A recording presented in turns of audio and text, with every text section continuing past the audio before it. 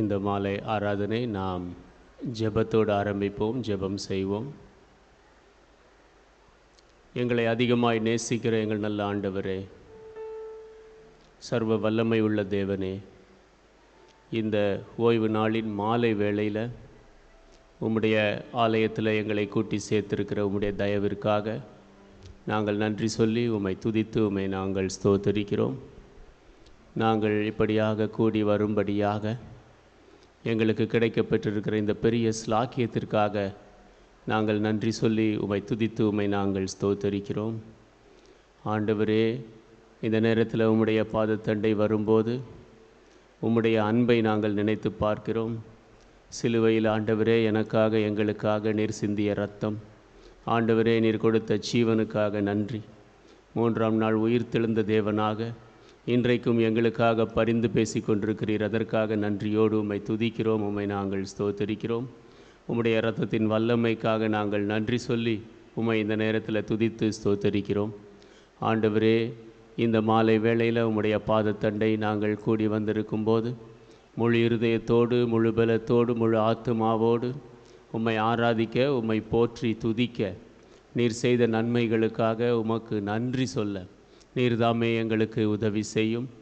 ஆண்டவரே, இந்த நேரத்தில் உம்முடைய பாதத்தண்டை நன்றியுள்ள இருதயத்தோடு வர எங்களுக்கு கற்றுத்தாரும்.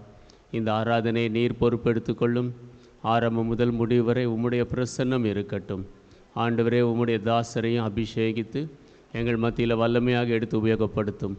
இந்த மாலையில் எனக்கும் எங்கள் ஒவ்வொருவருக்கும் ஏற்ற செய்தியை நீர் பரத்திலிருந்து அனுப்பும். ஆண்டவரே, நாங்கள் உம்முடைய வார்த்தையினால் தொடப்பட்டவர்களாக, புதுப்பிக்கப்பட்டவர்களாக, உயிர்ப்பிக்கப்பட்டவர்களாக, நாங்கள் புதிய சிருஷ்டிகளாக இங்கிருந்து திரும்பி செல்ல எங்களுக்கு உதவி செய்யும். இந்த வாரம் முழுவதும் நாங்கள் இந்த நாளில் பெற்றுக்கொள்ளக்கூடிய அந்த பலத்தை கொண்டு வெற்றியுள்ள வாழ்க்கை வாழ நீர்தாமே எங்கள் ஒவ்வொருவருக்கும் உதவி செய்யும். வந்து கொண்டிருக்கிற மக்களை சீக்கிரமாக கொண்டு வாரும். இந்த நேரத்தில் ஆண்டவரே, நீரே பொறுப்பெடுத்து கொள்ளும். எல்லா இருளின் சக்திகளையும் கட்டும். எல்லாவற்றையும் இயேசுவின் நாமத்தில் தாழ்மையோடு கேட்கிறோம் எங்கள் பரிசுத்த பிதாவே, ஆமென். செய்திக்கு முன்பதாக யாவரும் எழுந்திருந்து குயவனே குயவனே பாடலாம். முதல் சரணத்தை வேண்டி பாடலாம். 44வது பாடல்.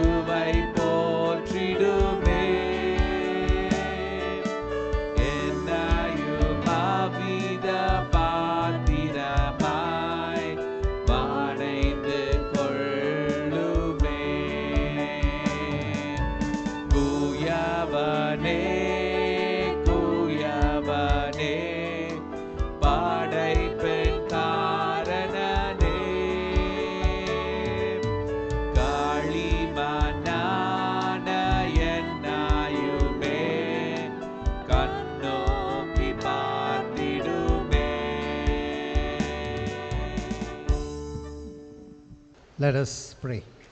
நாம் ஜெபிப்போம். Heavenly Father, we thank you and praise you for this precious opportunity you have given to us to gather in your holy presence. பரமபிதாவே உம்முடைய பரிசுத்த சன்னிதானத்திலே கூடி வரும்படியாக நீர் கொடுத்திருக்கிற விலையேறப்பெற்ற தருணத்திற்காக நன்றி சொல்லி துதிக்கிறோம். Thank you for the word of God you give to us time and again. நீர் எங்களுக்கு மறுபடியும் கொடுக்கிற தேவனுடைய வார்த்தைக்காக நன்றி. Thank you for the recent children's retreat. சமீபத்தில் நடந்த சிறுவர் முகாமிற்காக நன்றி. Continue to visit all these young hearts who heard your word. உம்முடைய வார்த்தையை கேட்ட இந்த இளம் உள்ளங்களை தொடர்ந்து சந்தித்தருளும். Thank you for these dear people who took part in the Bible quiz. இந்த வேதாகம வினாவில் பங்கு பெற்ற மக்களுக்காக நன்றி. Those who participated, those who won prizes and those who made a mark. பங்கு பெற்றவர்கள், பரிசு பெற்றவர்கள், ஒரு அடையாளத்தை விட்டவர்கள். We pray that you will bless every one of them and let them have greater hunger for the word of God. ஒவ்வொருவரையும் நீர் ஆசீர்வதிக்கும்படி ஜெபிக்கிறோம். ஒவ்வொருவரும் தேவனுடைய வார்த்தைக்கென்று அதிக பசி கொள்ளட்டும். Even those who did not participate, let us also have that hunger and thirst for your word, for your righteousness. பங்கு பெறாதவர்கள் கூட உம்முடைய வார்த்தைக்காக, உம்முடைய நீதிக்காக பசியும் தாகமும் கொள்ளட்டும். This evening hide me behind thy cross and you reveal thyself afresh to us. இந்த மாலையிலே நீர் என்னை உம்முடைய சிலுவையின் பின்னால் மறைத்து உம்மை புதிய விதத்திலே எங்களுக்கு வெளிப்படுத்தும். I ask these blessings in your precious and holy name. இந்த ஆசீர்வாதங்களை உம்முடைய விலையேறப்பெற்ற பரிசுத்த நாமத்தில் நான் கேட்கிறேன். Amen. Amen. Let's turn to the word of God in the portion that we read in 2 Corinthians 10th chapter. நாம் வாசித்த தேவனுடைய வார்த்தையாகிய 2 கொரிந்தியர் 10ஆம் அதிகாரத்திற்கு நாம் திருப்புவோம். So that title of my message is The Battle for the Mind. என்னுடைய செய்தியினுடைய தலைப்பு மனதின் போராட்டங்கள். And the text is 2 Corinthians 10:5. அந்த செய்தியானது 2 கொரிந்தியர் 10:5 எடுக்கப்பட்டிருக்கிறது. Casting down imaginations and every high thing that exalteth itself against the knowledge of God, and bringing into captivity every thought to the obedience of Christ. அவைகளால் நாங்கள் தர்க்கங்களையும் தேவனை அறிகிற அறிவுக்கு விரோதமாய் எழும்புகிற எல்லா மேட்டிமையையும் நிர்மூலமாக்கி எந்த எண்ணத்தையும் கிறிஸ்துவுக்கு கீழ்ப்படிய சிறைப்படுத்துகிறவர்களாயிருக்கிறோம். Most people are made or taken captive by their own thoughts. அநேக மக்கள் தங்கள் சிந்தனையினாலே சிறைப்பிடிக்கப்பட்டு இருக்கிறார்கள்.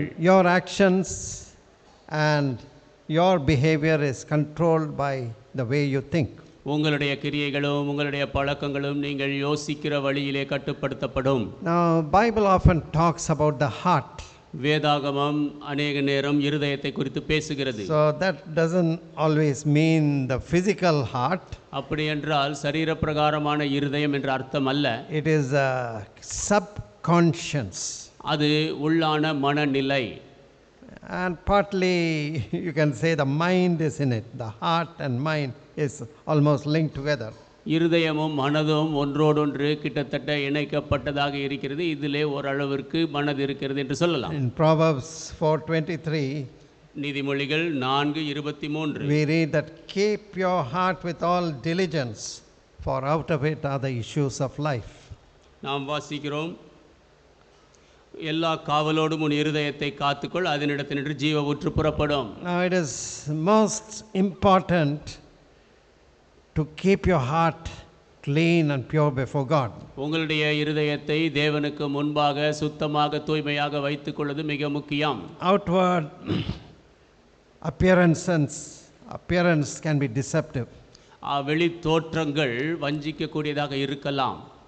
When Samuel went to the house of Jesse to select a king for the children of Israel, இஸ்ரவேல் புத்திரருக்கு ராஜாவை தெரிந்து கொள்ளும்படியாக அந்த ஈசா என்ற வீட்டிற்கு சாமுவேல் தீர்க்கதரிசி போன போது, when he looked at the elders, he looked so tall and handsome, he thought he is the one anointed by God. அந்த மூத்தவனை அவர் பார்த்தார். அவன் மிகவும் உயர்ந்தவனாக, அவன் நன்றாக பார்ப்பதற்கு நன்றாக இருந்தான். ஆகவே அவன் தான் தேவன் தெரிந்து கொண்டார் என்று But யோசித்தார். God told him, no, I have rejected him, he is not the one. ஆனால் தேவன் சொன்னார், இல்லை, நான் அவனை புறக்கணித்து விட்டேன், இவன் நான் தெரிந்தவன் அல்ல. One by one, all were not chosen by God. Finally, they had to call young David, whom they did not even think that he was fit for to be selected as a king. He was called forth. He was looking after the sheep. He was selected. ஒவ்வொருவராக தேவன் தெரிந்து கொள்ளவில்லை என்று அறிந்தார்கள். பிற்பாடு அவர்கள் ராஜாவாகுவான் என்று கொஞ்சம் கூட யோசிக்காத அளவிற்கு இருந்த தாவீதை அழைக்க வேண்டி இருந்தது. It is the thoughts that make you. சிந்தனையே உங்களை உருவாக்குகிறது. Proverbs 23:7 says, "For as he thinketh in his heart, so is he." நீதிமொழிகள் 23:7 சொல்லுகிறது, இருதயத்திலே எப்படி யோசிக்கிறானோ அப்படியே இருக்கிறான். Eat and drink, saith he to thee, but his heart is not with thee. புசியும் பானம் பண்ணும் என்று அவன் உன்னோடே சொன்னாலும் அவன் இருதயம் உன்னோடே இராது. So we can deceive people with the outward appearance and outward actions. வெளி தோற்றம் வெளிக்கிரியை வைத்து மக்களை நாம் ஏமாற்றலாம். But God looks at the heart. ஆனால் தேவன் இருதயத்தை பார்க்கிறார். And the mind is very important. மனது மிகவும் முக்கியம். Satan always seeks to attack the mind. சாத்தான் எப்பொழுதுமே மனதை தாக்கும்படி தேடுகிறான். And if he has been able to instill or put in negative thoughts or anything evil into your mind, then he has got a big hold on you.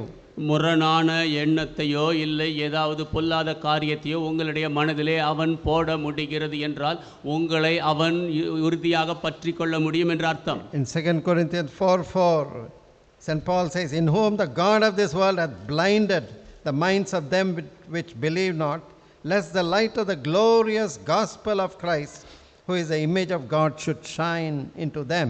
2 கொரிந்தியர் 4:4 தேவனுடைய சாயலாய் இருக்கிற கிறிஸ்துவின் மகிமையான சுவிசேஷத்தின் ஒளி அவிசுவாசிகளாகிய அவர்களுக்கு பிரகாசமாயிராதபடிக்கு பிரபஞ்சத்தின் தேவனானவன் அவர்களுடைய மனதை குருடாக்கினான். The gospel of Jesus is a glorious gospel, இயேசு கிறிஸ்துவின் சுவிசேஷம் மகிமைகரமான சுவிசேஷம், bringing forgiveness, deliverance, cleansing, eternal life.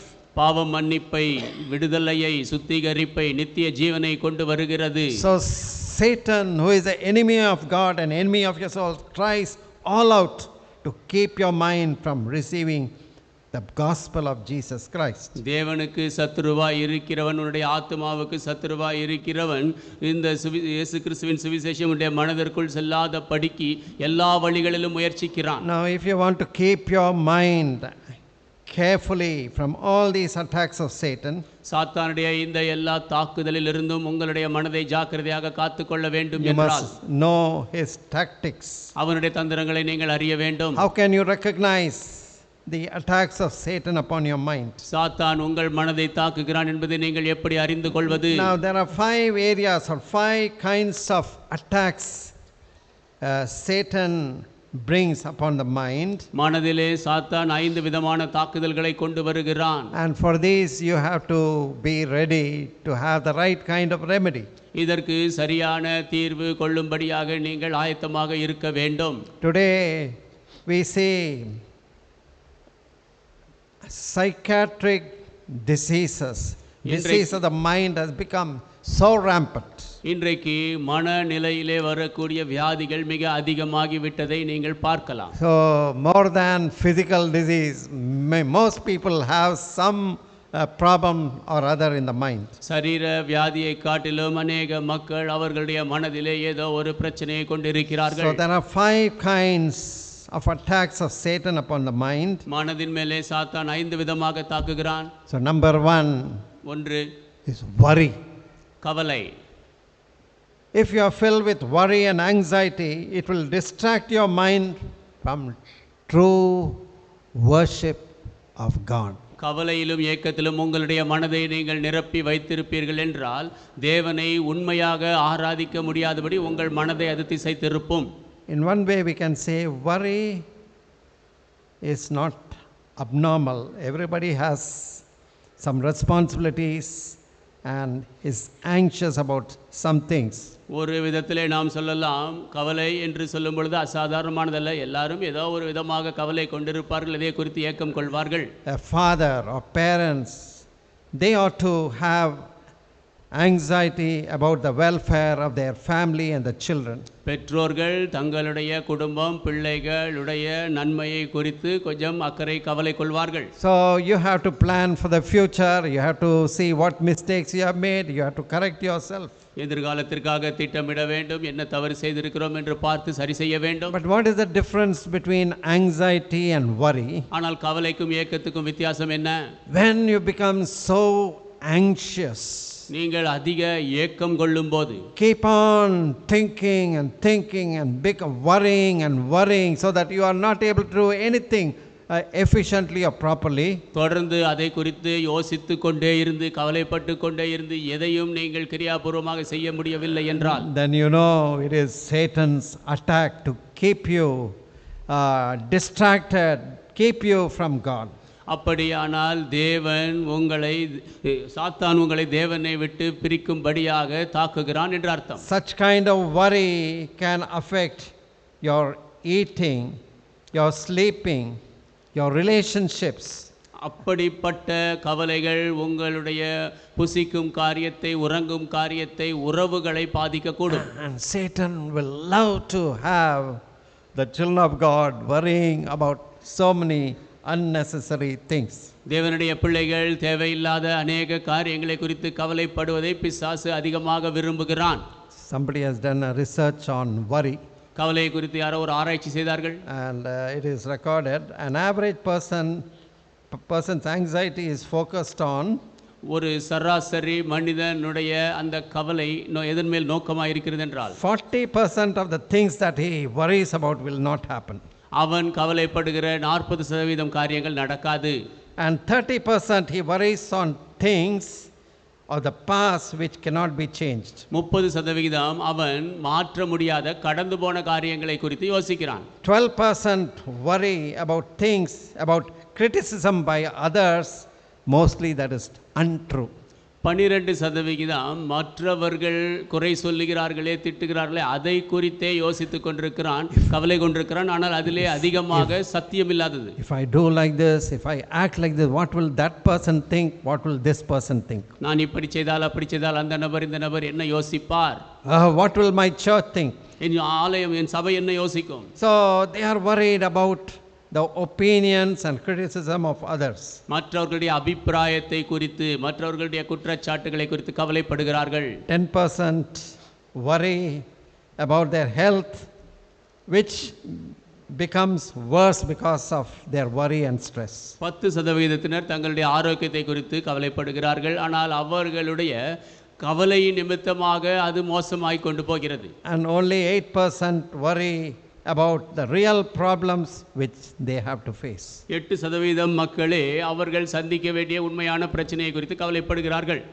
Is your worship and relationship with God affected by worry, constant worrying? உங்களுடைய ஆராதனை, தேவனோடு நீங்கள் கொண்டிருக்கும் உறவு, நீங்கள் தொடர்ந்து கவலை கொள்வதனாலே பாதிக்கப்பட்டு இருக்கிறதா? What shall I eat? What shall I drink? What shall I put on? என்னத்தை புசிப்பேன், என்னத்தை குடிப்பேன், எதை உடுப்பேன்? What will I do for the future? எதிர்காலத்துக்கு என்ன செய்வேன்? What about job? What about the needs? வேலையை குறித்து, அவசியமானவற்றை குறித்து என்ன? What about admissions for my children? பிள்ளைகளுடைய பள்ளி கல்லூரி சேர்ப்பதை No, குறித்து. they are all needful things that you need to plan, but when you worry and your relationship with others and God is broken, it is Satan's attack. இவைகளெல்லாம் நீங்கள் திட்டமிட வேண்டிய அவசியமான காரியங்கள் தான். ஆனால் இதை குறித்து நீங்கள் கவலைப்பட்டு கொண்டே இருப்பீர்கள் என்றால் அது சாத்தானுடைய தாக்குதலாகி விடுகிறது. And Jesus said, seek first the kingdom of God and his righteousness, and all these things shall be added unto you. இயேசு சொன்னார், முதலாவது தேவனுடைய ராஜ்யத்தையும் அவருடைய நீதியையும் தேடுங்கள், அப்பொழுது இவைகள் எல்லாம் உங்களுக்கு கூட கொடுக்கப்படும். Look at the birds of the heavens, they do not worry. ஆகாயத்து பறவை பாருங்கள், அவைகள் கவலைப்படுவதில்லை. Look at the lilies, God clothes them. இந்த புஷ்பங்களை பாருங்கள், லில்லி புஷ்பங்களை பாருங்கள், தேவன் அவைகளை உடுத்துவிக்கிறார். Why do you worry of things which you cannot change? உங்களால் மாற்ற முடியாத காரியங்களை குறித்து ஏன் கவலைப்படுகிறீர்கள்? Do not become a victim of Satan. சாத்தானுடைய தாக்குதலுக்கு கையாளாகாதீர்கள். Second area இரண்டாவது, where Satan attacks our mind is the area of anger. சாத்தான் நம்முடைய மனதை தாக்குகிற காரியம் அது கோபம். It is because there is some self that is ruling. அங்கே கொஞ்சம் சுயம் இருப்பதினாலே, And you don't want anybody to hurt yourself that is on the throne. உங்களுடைய அந்த சுயம் சிம்மாசனத்தில் இருக்கிறது, அதை யாரும் தாக்க நீங்கள் விரும்பவில்லை. And if this self is insulted by somebody or somebody does not give you respect, you become angry. இந்த சுயமானது யாராவது அது தவறாக நடத்தப்பட்டால், இல்லை என்றால் உங்களை அவர்கள் அந்த காரியத்திலே கொஞ்சம் கோபம் மூட்டினால் நீங்கள் கோபம் அடைகிறீர்கள். Anger kept in the heart breeds bitterness. இருதயத்திலே வைத்திருக்கும் கோபம் கசப்பை உருவாக்கும். And bitterness is number one killer of spiritual life and spirituality. கசப்பு என்பது ஆவிக்குரிய ஜீவியத்தையும் ஆவிக்குரிய தன்மையையும் கொல்லக்கூடிய முதலாவது காரியம். In 12th chapter of Hebrews 15th verse we read, எபிரேயர் 12:15 நாம் வாசிக்கிறோம், looking diligently lest any man fail of the grace of God, lest any root of bitterness springing up trouble you, and thereby many be defiled. ஒருவனும் தேவனுடைய கிருபையை இழந்து போகாத படிக்கும் யாதொரு கசப்பான வேர் முளைத்து எழும்பி கலக்கம் உண்டாகிறதுனாலே அநேகர் தீட்டுப்படாத படிக்கும். Oh, it is such a evil. It may take years, still you don't forget somebody did like this to me. இது பயங்கர பொல்லாத ஒன்றாக இருக்கிறது. அநேக ஆண்டுகள் பிடித்தாலும் யாரோ எனக்கு இதை செய்து விட்டார்களே என்று நீங்கள் சொல்லுவது. We need to learn from people like Joseph in the Old Testament. பழைய ஏற்பாட்டில் இருந்த யோசேப்பை போன்ற மக்களிடத்திலிருந்து நாம் கற்றுக்கொள்ள வேண்டும். How he readily forgave people who treated him unjustly, wickedly, put in the pit, almost murdered him. எப்படி அவரை அநீதியாக பொல்லாப்பாக நடத்திய மக்கள் குழியிலே போட்டு கிட்டத்தட்ட கொன்று போட்டார்கள், அவர்களை உடனடியாக அவர் மன்னித்தார். அதுபோல Potiphar's wife who falsely accused him and put him into such misery in the prison. அவர் மேல் தவறாக குற்றம் சாட்டி அவரை சிறையிலே அவ்வளவு பரிதாபமான நிலைமைக்கு தள்ளின போத்திபாருடைய மனைவியை கூட. But God had his plans and raised up Joseph. ஆனால் தேவன் அவருடைய திட்டங்களை கொண்டிருந்தார், யோசேப்பை எழுப்பினார். So Bible says, Psalm 37:1, fret not thyself because of evil doers, neither be thou envious against the workers of iniquity. வேதம் சொல்லுகிறது, சங்கீதம்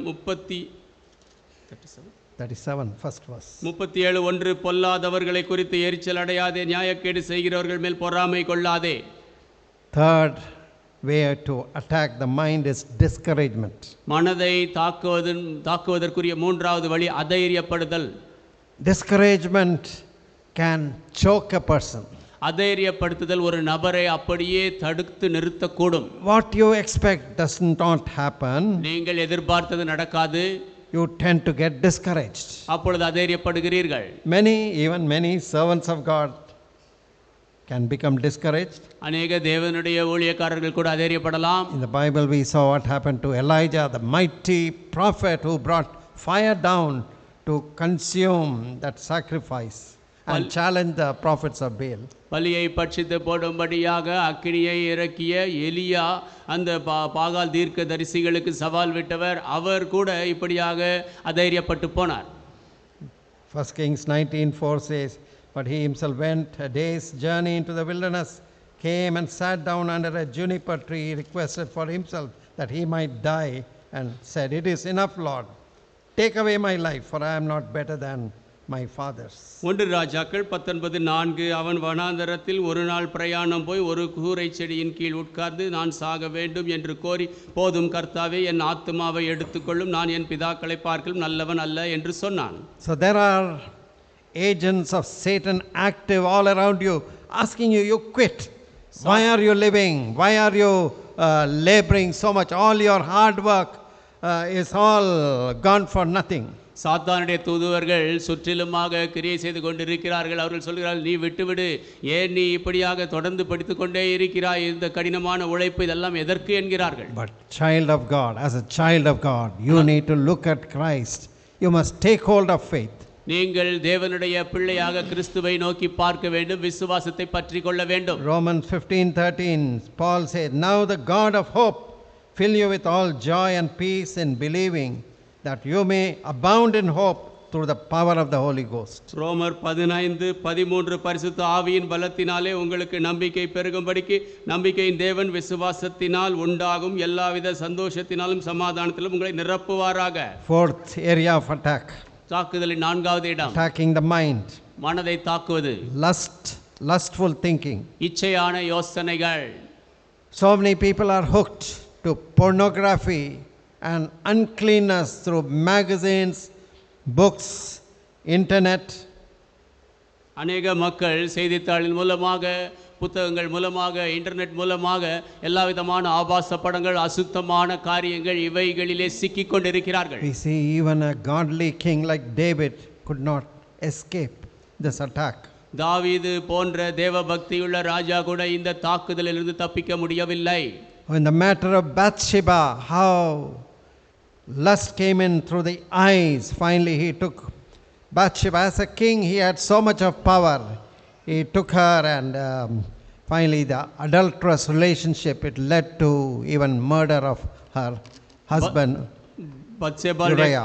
பத்சேபாளுடைய காரியத்திலே எவ்வளவாக இச்சை அவருடைய கண்களுக்குள்ளாக வந்தது. அவர் ராஜாவாக இருந்த போதிலும் பத்சேபாளை தனக்கென்று எடுத்துக்கொண்டார். கடைசியிலே பத்சேபாளுடைய கணவனாகிய உரியாவை கொலை செய்தான். Though it was hidden for months, then finally judgment of God caught up with him. மாத கணக்கிலே அது மறைத்து வைக்கப்பட்டிருந்தது. ஆனாலும் கடைசியிலே தேவனுடைய நியாய தீர்ப்பு அவனை பிடித்தது. We read that in 2 Samuel 12th chapter 10th verse onwards. அதை நாம் 2 சாமுவேல் 12ஆம் அதிகாரம் 10ஆம் வசனத்திலிருந்து வாசிக்கலாம். Now therefore the sword shall never depart from thine house, because thou hast despised me, hath taken wife of Uriah the Hittite to be thy wife, whereas thou hast despised the commandment of the Lord to do evil in his sight. Thou hast killed Uriah. And we'll go on to the 10th verse. Now therefore the sword shall never depart from thine house, because thou hast despised me and hast taken the wife of Uriah. We'll read the 10th verse alone. 2 Samuel 12ஆம் அதிகாரம் 10ஆம் வசனம். இப்போதும் நீ என்னை அசட்டை பண்ணி ஏத்தியனாகிய உரியாவின் மனைவியை உனக்கு மனைவியாக எடுத்துக்கொண்டபடினால் பட்டயம் என்றைக்கும் உன் வீட்டை விட்டு விலகாதிருக்கும். Now David realized his sin. He repented, and God also forgave him. தாவீது தன்னுடைய பாவத்தை உணர்ந்தார், மனம் திரும்பினார், தேவன் அவரை மன்னித்தார். But he could not neutralize or prevent the effect of his sin. ஆனால் அவருடைய பாவத்தின் விளைவை அவராலே தடுக்க முடியவில்லை. Of course, the baby born to Bathsheba at that time, baby died. அந்த நேரத்திலே பத்சேபாளுக்கு பிறந்த குழந்தை மரித்தது. But there was so much of confusion in his home. The Ammon who murdered. ஆனால் அந்த அவனுடைய வீட்டிலே அதிக குழப்பம் வந்தது. அம்னோன் கொலை செய்யப்பட்டான். Because of incest. அவன் தவறான முறையில் நடந்து கொண்டதினாலே. David had to flee from Absalom, his own son. தாவீது தன் சொந்த குமாரனாகிய அப்சலோமை விட்டு விலகி ஓட வேண்டியிருந்தது. Sin and disobedience against God is costly. பாவமும் கீழ்ப்படியாமையும் தேவனுக்கு எதிராக செய்யும் பொழுது அது மிகவும் விலைக்கிரயம் வாய்ந்தது. God forgives sin. தேவன் பாவத்தை மன்னிக்கிறார். But some of the consequences you cannot revert, or you cannot completely take it away. ஆனால் சில விளைவுகளை நீங்கள் மாற்ற முடியாது, எடுத்து போடவும் முடியாது. Now we look at 5 okay, one more. Discontentment is one more area where Satan attacks. சாத்தான் தாக்குகிற இன்னொரு இடம் திருப்தி இல்லாத நிலைமை. When you are discontent, you become a rebel against God. நீங்கள் திருப்தி இல்லாமல் போகும்பொழுது தேவனுக்கு எதிராக முரட்டாட்டம் பண்ணுகிறீர்கள். You look at somebody who has something, you say, why didn't I get that? எதையோ வைத்திருக்கிற யாரையோ பார்க்கிறீர்கள், ஏன் எனக்கு அது கிடைக்கவில்லை என்கிறீர்கள். God is not impartial, God is partial. தேவன் பாரபட்சம் பார்ப்பவர் அல்ல, பாரபட்சம் பார்க்கிறார் என்கிறீர்கள். God is giving more to somebody, less to me. தேவன் யாருக்கோ அதிகம் கொடுக்கிறார், எனக்கு குறைவாக கொடுக்கிறார். You rebel against God. தேவனுக்கு எதிராக முரட்டாட்டம் பண்ணுகிறீர்கள். What does the Bible say? 1 Timothy 6:6. ஒன்று But godliness with contentment is great gain. 1 தீமோத்தேயு 6:6 வேதம் என்ன சொல்லுகிறது? தேவ பக்தியோட கூடிய போதுமென்ற மனதுடனே கூடிய தேவ பக்தியே மிகுந்த ஆதாயம். At the end of your life, God is not going to ask you how much money you gathered in your bank. உங்களுடைய வாழ்க்கையின் முடிவிலே எவ்வளவாக பணத்தை வங்கியில் சேர்த்தீர்கள் என்று தேவன் கேட்க மாட்டார். What kind of car you possessed and what kind of bikes you rode. நீ எந்த விதமான காரை வைத்திருந்தார், எப்படிப்பட்ட பைக்கை ஓட்டினாய். But what did you do with the assets that I gave you?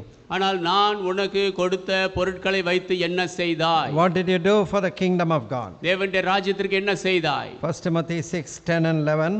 1 தீமோத்தேயு 6:10-11. For the love of money is the root of all evil, which some, having coveted after, they have erred from the faith and pierced through with many sorrows.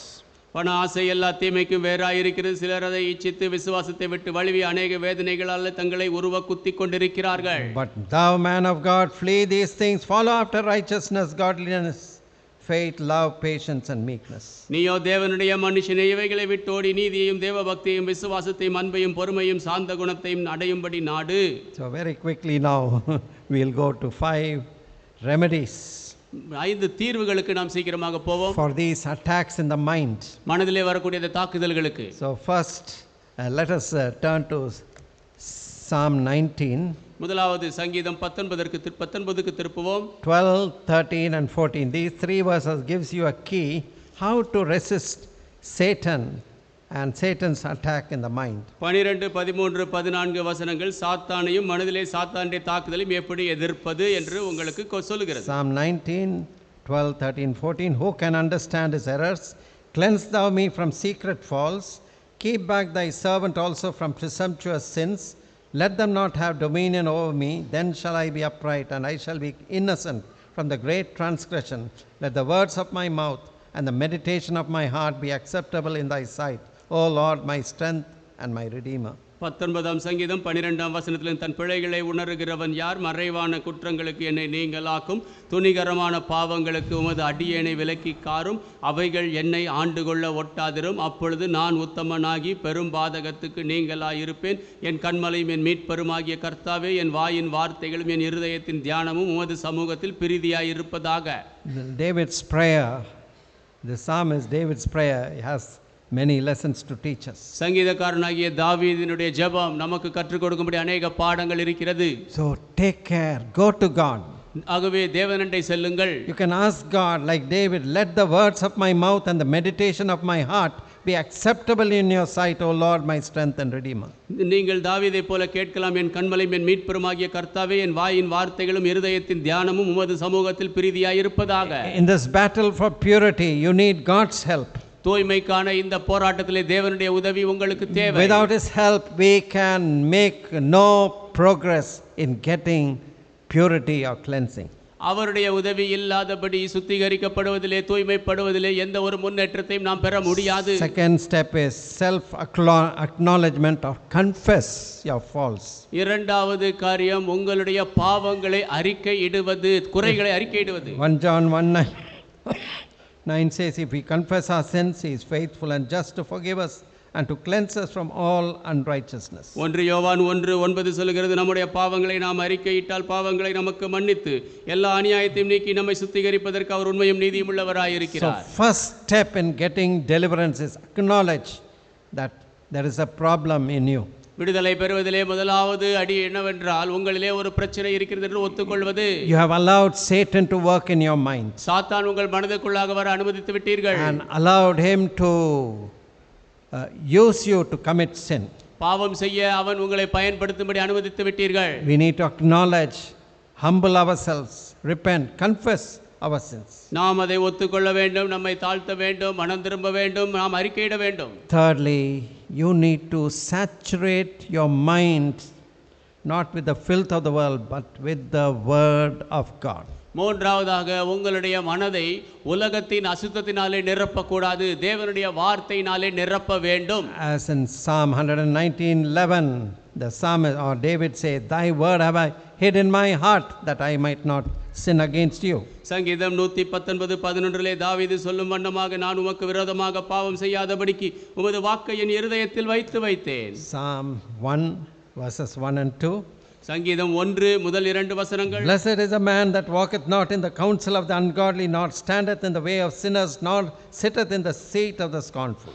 துன்மார்க்கருடைய ஆலோசனையில் நடவாமலும், பாவிகளுடைய வழியில் நில்லாமலும், பரியாசக்காரர் உட்காரும் இடத்தில் உட்காராமலும், கர்த்தருடைய வேதத்தில் பிரியமாயிருந்து இரவும் பகலும் அவருடைய வேதத்தில் தியானமாயிருக்கிற மனுஷன் His பாக்கியவான். delight is in the law of the Lord, in his law doth he meditate day and night. அவன் இரவும் பகலும் அவருடைய வேதத்தில் தியானமாயிருக்கிற Your மனுஷன். mind needs to be saturated with the word of God. உங்கள் மனது தேவனுடைய வார்த்தையினால் நிரம்ப வேண்டும். Jesus used the word of God as a weapon to overcome every device or suggestions of Satan in that wilderness temptation. வனாந்தர சோதனையிலே சாத்தானுடைய எல்லா சோதனைகளையும் மேற்கொள்ளும்படியாக இயேசு தேவனுடைய வார்த்தையை பயன்படுத்தினார். You need not only to saturate, you need to separate yourself from everything that is evil. நீங்கள் தேவனுடைய வார்த்தையினால் உங்களை நிரப்புவது மாத்திரமல்ல, பொல்லாத எல்லாவற்றிலிருந்தும் உங்களை நீங்கள் பிரித்துக் கொள்ள வேண்டும். How you need to keep a watch over the gates to the mind. எப்படியாக செய்வது? மனதிற்கு உரிய அந்த வாசல்களில் நீங்கள் கொஞ்சம் கவனமாக இருக்க வேண்டும். Especially eye gate. What are the things you allow? What are the things you see? குறிப்பாக கண் என்னும் வாசல். எதையெல்லாம் பார்க்கிறீர்கள், எதையெல்லாம் அனுமதிக்கிறீர்கள்? Psalm 101:3 says, I will set no wicked thing before mine eyes. I hate the work of them that turn aside. It shall not cleave to me. சங்கீதம் 101:3 சொல்லுகிறது, தீங்கான காரியத்தை என் கண்முன் வைக்க மாட்டேன், வழி விலகுகிறவர்களின் செய்கையை வெறுக்கிறேன், அது என்னை பற்றாது. When Satan blinds you, you don't know this truth, and you allow all the filth of the world to come into your mind through the internet, social media and other thing, and then you have no power to resist temptation. சாத்தான் உங்களை கட்டுப்படுத்தும் பொழுது, உங்கள் மனதை குருடாக்கும் பொழுது, நீங்கள் இதை அறியாதவர்களாக எல்லா விதமான உலகத்தின் அசுத்தங்களும் உள்ளே வரும்படியாக அனுமதிக்கிறீர்கள். பிற்பாடு அவனுடைய காரியங்களை உங்களால் எதிர்க்க முடியாமல் போகும். You need to separate yourself from all evil and filth. எல்லா பொல்லாப்பு அசுத்தங்களிலிருந்து உங்களை நீங்கள் பிரித்துக் கொள்ள வேண்டும். It includes the company you keep. இது நீங்கள் வைத்துக் கொண்டிருக்கும் நட்பும் கூட. Look at the psalmist, Psalm 101:7. He that worketh deceit shall not dwell within my house. He that telleth lies shall not tarry in my sight. சங்கீதம் 101:7 பாருங்கள். கபடு செய்கிறவன் என் வீட்டுக்குள் இருப்பதில்லை, பொய் சொல்லுகிறவன் என் கண்முன் நிலை நிற்பதில்லை. So you need to saturate yourself with the word of God. You need to separate from every kind of evil through which Satan comes in. உங்களை தேவனுடைய வார்த்தையினால நிரப்பிக் கொள்ள வேண்டும். சாத்தான் எப்படியெல்லாம் உள்ளே வருகிறானோ அப்படிப்பட்ட எல்லா விதமான பொல்லாப்பிலிருந்து உங்களை விலக்கிக் கொள்ள வேண்டும். Finally, substitute. கடைசியாக நீங்கள் ஒரு இடத்திற்கு இன்னொரு இடத்தால் ஒன்றை இன்னொன்றால் நிரப்ப வேண்டும். Replace negative thoughts and emotions with positive ones. முரணான யோசனைகள், உணர்ச்சிகளை எடுத்துவிட்டு முன்னோக்கானவற்றினாலே நிரப்புங்கள். St. Paul gives a very good advice to the Philippian Christians. பிலிப்பிய கிறிஸ்தவர்களுக்கு பரிசுத்த பவுல் நல்ல ஆலோசனை தருகிறார். In Philippians 4:8. பிலிப்பியர் 4:8 Finally, brethren, whatsoever things are true, whatsoever things are honest, whatsoever things are just, whatsoever things are pure, whatsoever things are lovely, whatsoever things are of good report, if there be any virtue and if there be any praise, think on these things. கடைசியாக சகோதரரே, உண்மையுள்ளவைகள் எவைகளோ, ஒழுக்கமுள்ளவைகள் எவைகளோ, நீதியுள்ளவைகள் எவைகளோ, கற்புள்ளவைகள் எவைகளோ, அன்புள்ளவைகள் எவைகளோ, நற்கீர்த்தி உள்ளவைகள் எவைகளோ, புண்ணியம் எதுவோ, புகழ் எதுவோ, அவைகளையே சிந்தித்துக் கொண்டிருங்கள். Are you aware of the danger your mind is today with all the social media and internet? இன்றைக்கு சமூக ஊடகங்கள், இன்டர்நெட் இவைகளின் மூலமாக உங்களுடைய மனது இருக்கும் அபாயத்தை குறித்து நீங்கள் அறிந்திருக்கிறீர்களா? You need to watch out all the gates by which Satan comes into the mind. சாத்தான் மனதிற்குள்ளாக வரக்கூடிய எல்லா வாசல்களிலும் நீங்கள் விழிப்பாக இருக்க வேண்டும். I want to close with that song or poem written by Francis of Assisi, which has become a chorus for us. Assisi நாட்டைச் சேர்ந்த Francis எழுதிய அந்த செய்யுளை நான் உங்களுக்கு சொல்கிறேன். அது நமக்கு இப்பொழுது பல்லவியாக இருக்கிறது. அதை சொல்லி முடிக்க விரும்புகிறேன். Make me a channel of your peace. உம்முடைய சமாதானத்தின் கால்வாயாக என்னை மாற்றும். Make me a channel of your peace. Where there is hatred, let me bring love. உம்முடைய சமாதானத்தின் கால்வாயாக என்னை மாற்றும். எங்கே பகை இருக்கிறதோ அங்கே நான் அன்பை கொண்டு வரட்டும். Where there is injury, your pardon, Lord. எங்கே காயம் இருக்கிறதோ உம்முடைய மன்னிப்பு வேண்டும். And where there is doubt, true faith in you. எங்கே சந்தேகம் இருக்கிறதோ அங்கே உம்மிலே உண்மையான விசுவாசம் வேண்டும். The next verse goes, make me a channel of your peace. உம்முடைய சமாதானத்தின் கால்வாயாக என்னை ஆக்கும். Where there's despair in life, let me bring hope. எங்கே வாழ்க்கையிலே நம்பிக்கையிலே நான் நம்பிக்கை கொண்டு வரட்டும். Where there is darkness, only light. எங்கே இருள் இருக்கிறதோ அங்கே வெளிச்சமாக மாறட்டும். And where there's sadness, ever joy. எங்கே துக்கம் இருக்கிறதோ அங்கே என்றென்றும் சந்தோஷம் வரட்டும். Now this can happen when we have communion with our Lord Jesus Christ. நம்ம ஆண்டவராகிய இயேசு கிறிஸ்துவோடு நாம் தொடர்பு கொள்ளும்போது இது நடைபெறும். He wants our mind to be clean, pure and protected from all these attacks of Satan. நம்முடைய மனது தூய்மையாக இந்த எல்லா சாத்தானுடைய தாக்குதலிலிருந்தும் பாதுகாக்கப்பட வேண்டும் என்று அவர் We need to விரும்புகிறார். be delivered from worry, கவலையிலிருந்து விடுவிக்கப்படுவோம். from anger, கோபத்திலிருந்து, from discouragement, அதைரியத்திலிருந்து, from lustful thinking, இச்சையான யோசனையிலிருந்து, from discontentment and love of money. திருப்தி இல்லாத நிலைமையிலிருந்து, பண ஆசையிலிருந்து.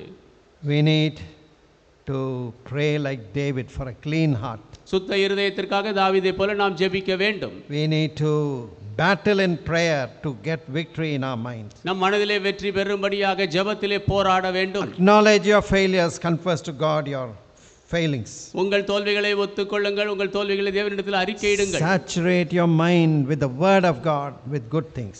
உங்கள் மனதை தேவனுடைய வார்த்தையினாலே நல்ல காரியங்களினாலே நிரப்புங்கள். Separate yourself from every kind of evil that God hates.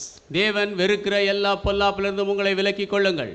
Substitute evil with good. பொல்லாப்பை நன்மையினாலே நீங்கள் நிரப்புங்கள். Then you will become a channel of peace, நீங்கள் சமாதானத்தின் கால்வாய் ஆகுவீர்கள். bringing healing and blessing to others around you. உங்களை சுற்றி இருக்கிற மக்களுக்கு குணத்தையும் ஆசீர்வாதத்தையும் கொண்டு வருவீர்கள். May God help us. தேவன் நமக்கு உதவி Let us செய்வாராக. நாம் ஜெபிப்போம். Father, we thank you for the meditation of your word. பிதாவே, உம்முடைய வார்த்தையின் தியானத்திற்காக நன்றி. How today Satan is at his work of attacking our minds. இன்றைக்கு சாத்தான் எப்படியாக எங்களுடைய மனதை தாக்கும் அவனுடைய வேலையிலே இருக்கிறான். People who are physically well but they are not well in their mind. சரீரத்திலே நன்றாக இருக்கிறார்கள், ஆனால் அவர்களோ மனதிலே ஆரோக்கியமாக இல்லை. This sickness of the mind has become an epidemic. மனதின் சுகவீனம் ஒரு வாதையை போலாகிவிட்டது. People go to psychiatrists to get peace. சமாதானம் பெறும்படி மனநல மருத்துவரிடத்தில் போகிறார்கள். Oh, I can't sleep. என்னால் உறங்க முடியவில்லை. I cannot do any work efficiently. எந்த வேலையும் நான் சரியாக செய்ய முடியவில்லை. My thoughts have imprisoned me.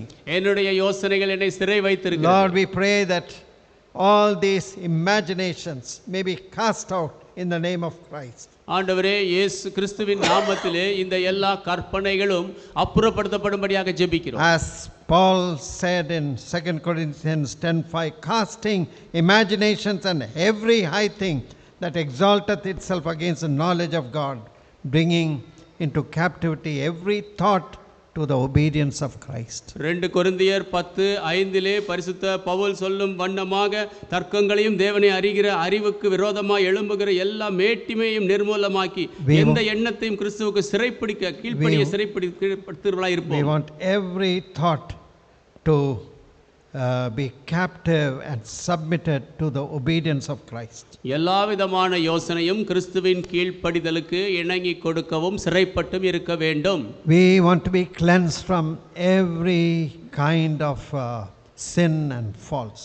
எல்லா விதமான பாவம் குற்றங்களிலிருந்து நாங்கள் கழுவப்பட வேண்டும். Let us not be guilty of presumptuous sins. துணிகரமான பாவத்தை குறித்த குற்ற உணர்வோடு நாங்கள் இருக்க வேண்டும். Make us free in our mind, மனதிலே எங்களை சுயாதீனம் that we உள்ளவர்களாக may truly worship you and give all glory to you. நாங்கள் உண்மையாகவே உம்மை ஆராதித்து எல்லா மகிமையும் உமக்கு கொடுக்கும்படி In Jesus' holy name I pray. இயேசுவின் பரிசுத்த நாமத்தில் ஜெபிக்கிறேன்.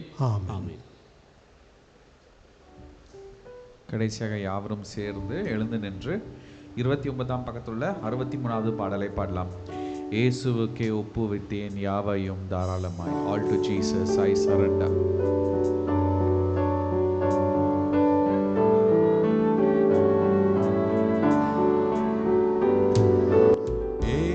இயேசுவுக்கே ஒப்புவித்தேன்